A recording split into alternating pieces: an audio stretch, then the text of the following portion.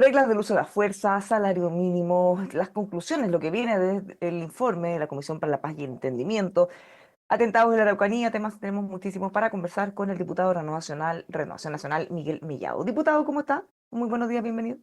Hola Bárbara, gusto de saludarte y a todos los espectadores, auditores y lectores de MOL TV. Bueno, tenemos tantos temas, vamos directo con algunos que están generando noticias en estos días. Salario mínimo, por ejemplo. Tenemos la discusión, el gobierno llegó a un acuerdo con la CUT, pero eso tiene que pasar por el Congreso. ¿Cómo ve usted que va esa discusión? ¿Se aprueba tal cual o no? A ¿En qué ver, están? yo pertenezco a la Comisión de Hacienda, eso lo estamos viendo, lo estamos tramitando en la Comisión de Hacienda. El ministro de Trabajo y el ministro de Hacienda el día de ayer, miércoles, estuvieron exponiendo lo que ellos pretendían en esto. Este es un aumento de sueldo mínimo donde el grueso le va a impactar a las pymes y las MIPYMES, donde alrededor del 40% de las personas que trabajan ahí ganan el sueldo mínimo. En las grandes empresas el 9%, en las medianas alrededor del 10 o el 12%. Por lo tanto, el impacto es fuertemente ahí. Entonces, uno se puede pensar lo siguiente, dice, bueno, ojalá todos ganen más, ¿cierto? Eso es un hecho claro, pero en la medida de lo posible lo puedan pagar aquellas pymes que están súper complicadas porque ese aumento se lo comen de la utilidad, no lo pueden traspasar a precio como las grandes empresas. Las grandes empresas lo podrían traspasar a precio, pero las pymes no lo traspasan a precio, entonces se lo comen de las utilidades de los dueños, ¿cierto? Ese aumento. Bueno, entonces, si vamos a subir esto, vamos, digo, porque también lo vamos a aprobar si es que el gobierno nos da las garantías. Entonces ellos le colocan un subsidio a el aumento como sucedió con el aumento que hubo, ustedes se acordarán, el aumento que en este momento hasta llegar a 500.000 pesos, hubo un subsidio a las pymes para que pudieran ellos poder solventar este aumento del monto. Bueno, según el gobierno, este aumento a 539, que sería hasta enero, es 529 ahora, esto se va a compensar si es que la inflación, ¿cierto? Supera este aumento, la diferencia se va a subsidiar, porque ellos lo que pretenden es que el salario mínimo permanezca, el salario adquisitivo permanezca en eso. Recién estamos en las primeras etapas, ahora hemos pedido que vengan en la próxima semana, el lunes, ¿cierto? Personas sobre todo de las pymes, de centros de estudio, a que nos den una mirada en la Comisión de Hacienda para poder mejor resolver este aumento de este salario mínimo, Bárbara. Diputado, en este contexto, en la presentación de Hacienda, justamente allí en esa comisión, nuevamente se genera un error que ustedes detectaron en que las cifras que estaban en el informe financiero no eran las mismas que se estaban proyectando en el PowerPoint. ¿Qué les dice el gobierno? ¿Qué tan complejo es esto que ya no es un caso aislado? De hecho, pasó hace muy poquito algo muy parecido. Sí, yo fui el que en el informe de finanzas públicas, fuera de micrófono, le dije a viva voz en el Senado a la directora de presupuesto que estaba hablando de que los números no me calzaban de slide que estaba mostrando con respecto a lo que nos habían presentado. Había una cantidad importante de diferencia.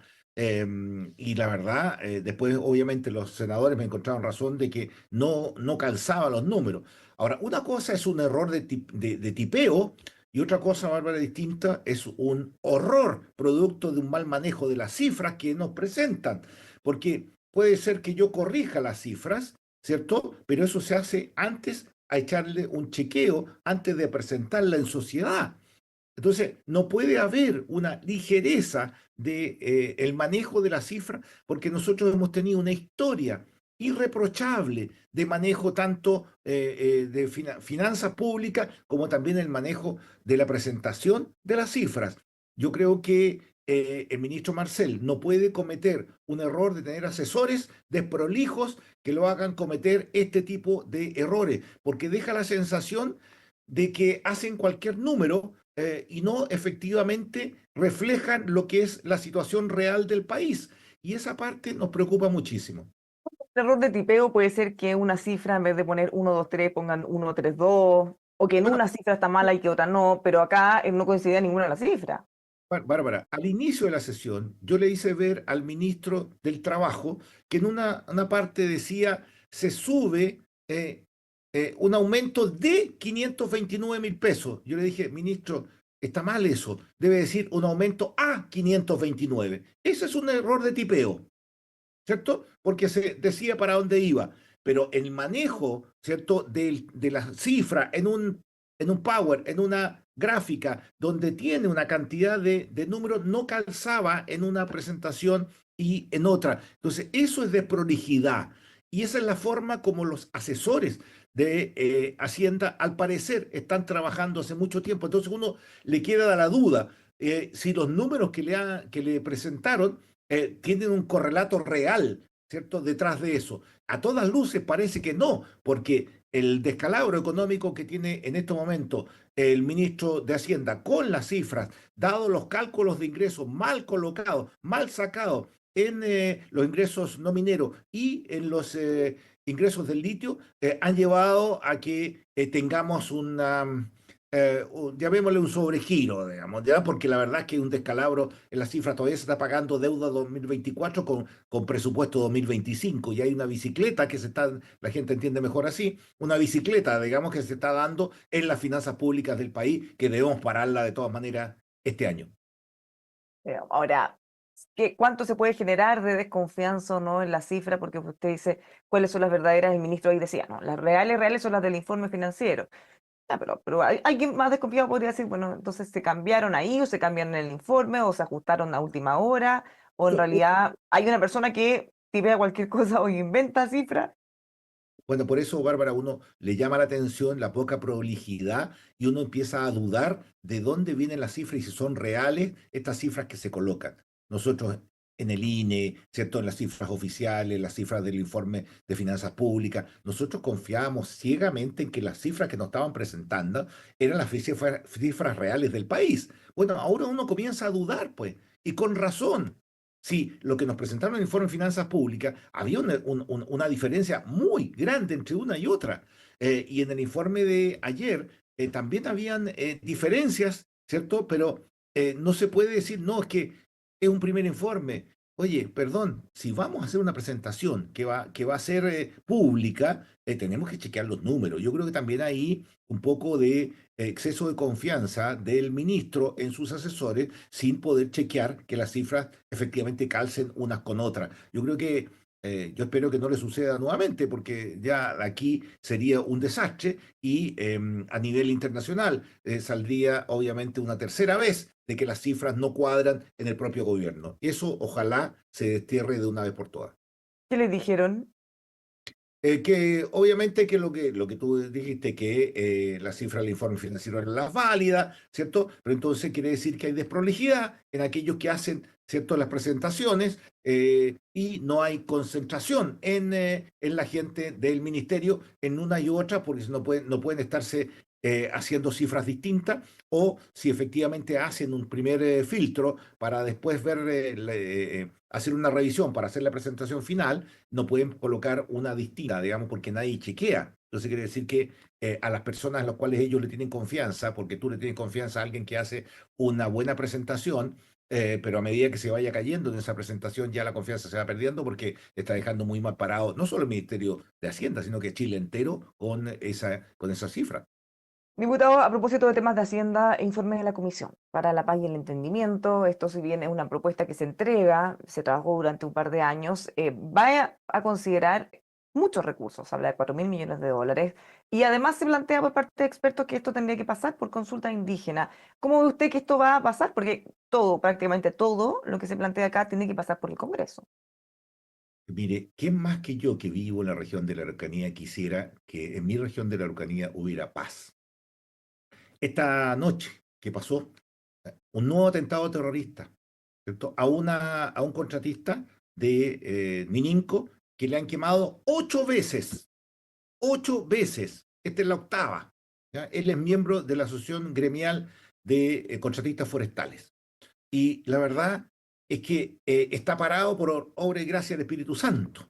Y este atentado terrorista lo que da pie es que cualquier comisión que se coloque y que coloque un titular paz en la Araucanía mientras no se extirpen los grupos radicalizados como la CAM, la UAM, la RML, la RMM. Va a ser imposible que podamos llevar alguno de estas formas en los cuales la Comisión propone para llevar la paz. Eh, y con esto te digo más. eh, Creemos nosotros que es importante colocar la pelota en el piso, porque las recomendaciones pueden algunas ser bastante buenas, pero cuando lleguen a ver de dónde va a sacar la plata, es un tema que va a ser muy difícil poder concretarla. Y no le mientan más a las comunidades mapuches.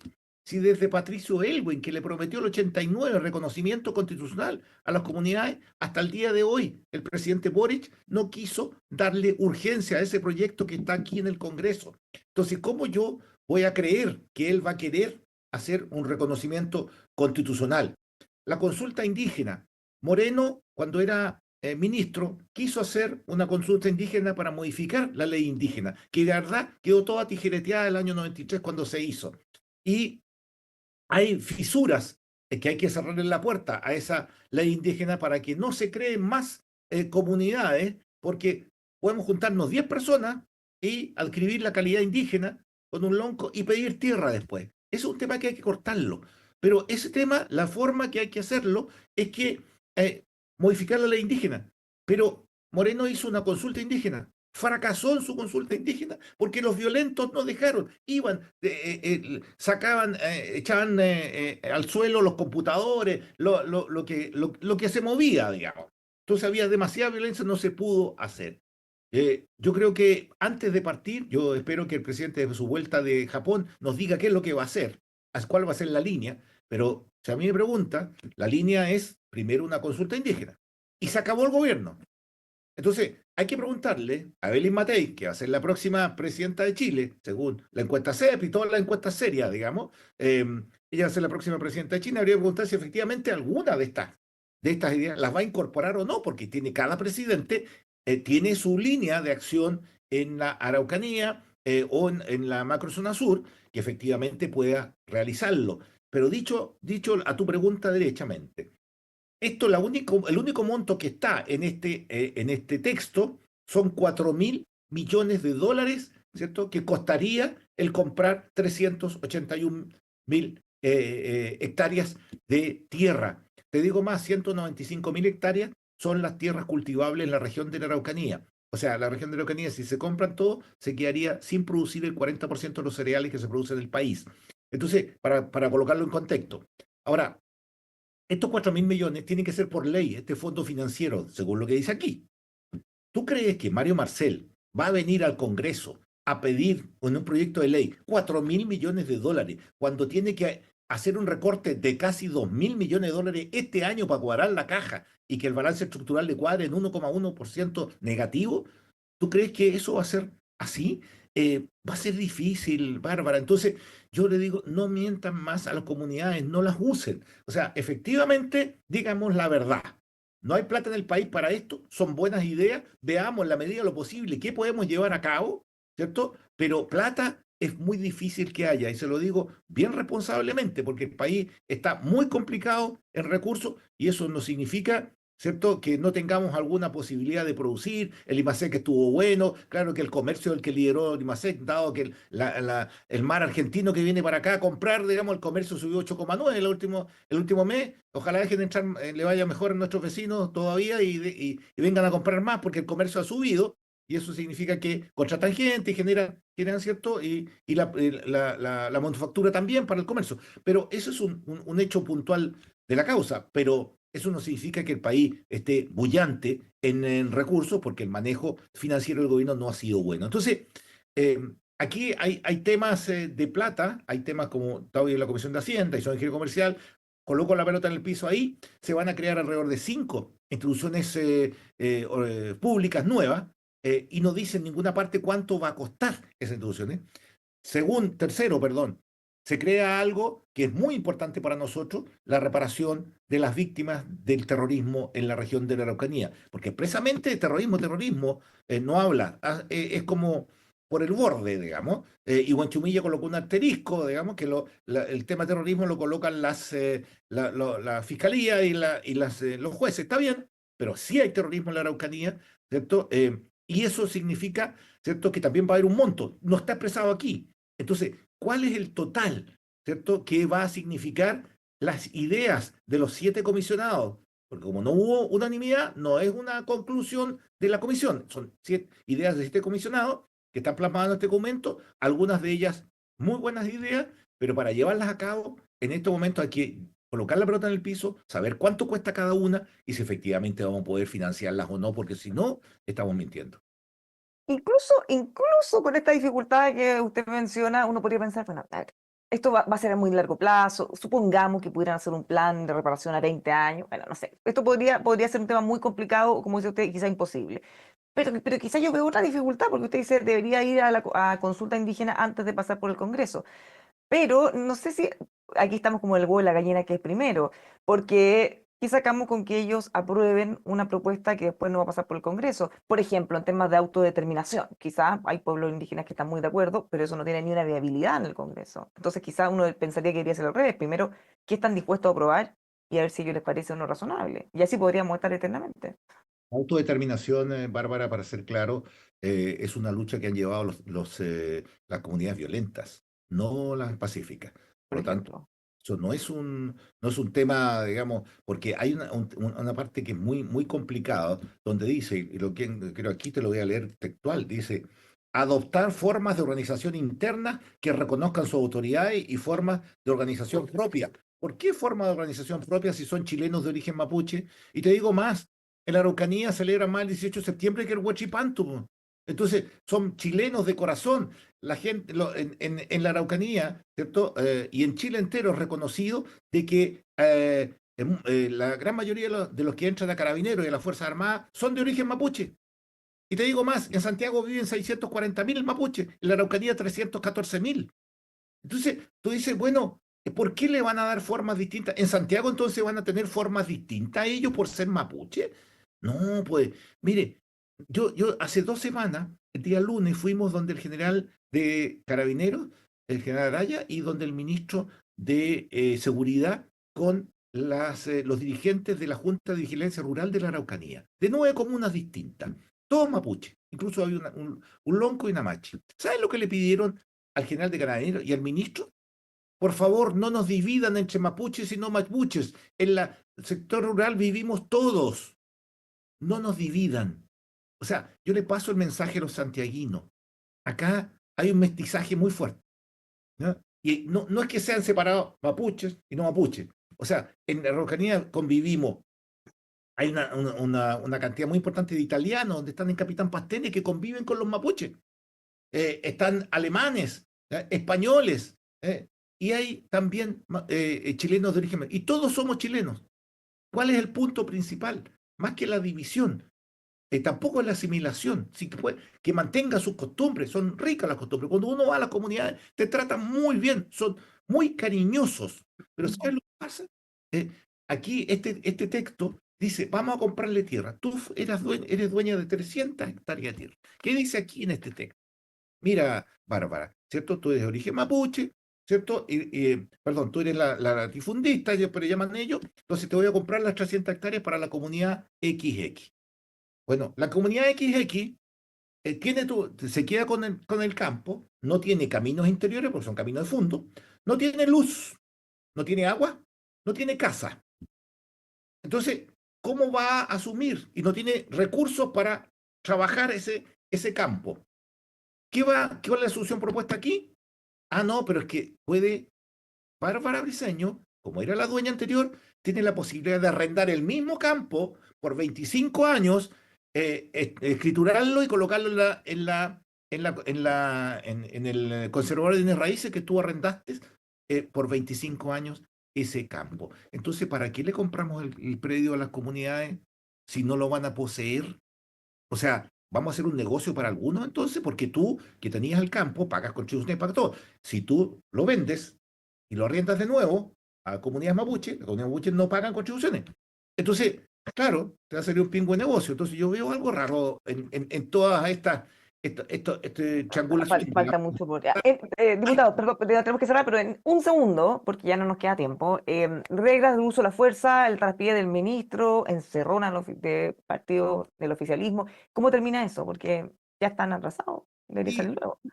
el problema es que vamos a ir a mixta. Se va a votar el lunes. El gobierno le quitó la urgencia. Esto como una señal, ¿cierto? Para los suyos, una señal porque tuvieron una discusión muy fuerte en la Comisión de Seguridad. En el tema donde están topando ellos, en que la racionalidad, que nosotros creemos que es lo importante, ellos quieren que sea una especie de igualdad, digamos. O sea, si el delincuente tiene que tratar de la misma forma como agrede el delincuente a carabinero, el carabinero al delincuente. Entonces, ¿dónde está la autoridad? Si el uso de la fuerza la tienen las Fuerzas Armadas y las fuerzas de orden, el uso de las armas las tienen ellos también. ¿Por qué un delincuente va a estar con el arma? ¿Cierto? Es como el de Pambiquipulli, ¿te acuerdas? Venía con dos sables. Ah, que no tenía filo. Le hubiera partido la cabeza igual. O sea, perdón, eso usó la racionalidad al carabinero, ¿cierto? No, pero ellos quieren tener la igualdad, ¿cierto? En el uso. Si un arma blanca, entonces prácticamente el carabinero tiene que estar con un arma blanca. O sea, no puede ser, no, eso es imposible. Yo creo que están equivocados. Pero como eso se aprobó en la Cámara y en el Senado, entonces ellos quieren lograr la mixta para poder abrir de nuevo y meter la proporcionalidad. Y la proporcionalidad no es buena para Carabineros. Yo le quiero decir que Carabineros de Chile, la Fuerza Armada, no se levanta a matar chilenos, se levanta a defender chilenos. Y si tiene que usar la fuerza, es para defenderlo. O mire lo que pasó en el estallido. Quisieron matar a Carabineros con bombas molotov y todo. ¿Es correcto eso? No, pues. Y Carabineros debería haber sacado sus armas para defenderse ante eso, de hecho, y no lo hizo. Diputado, muchísimas gracias por conversar con nosotros. Que tenga un muy buen día. Encantado, Bárbara. Gusto de saludarte. Igualmente. Los dejamos invitados a que sigan con nosotros aquí en emol.com.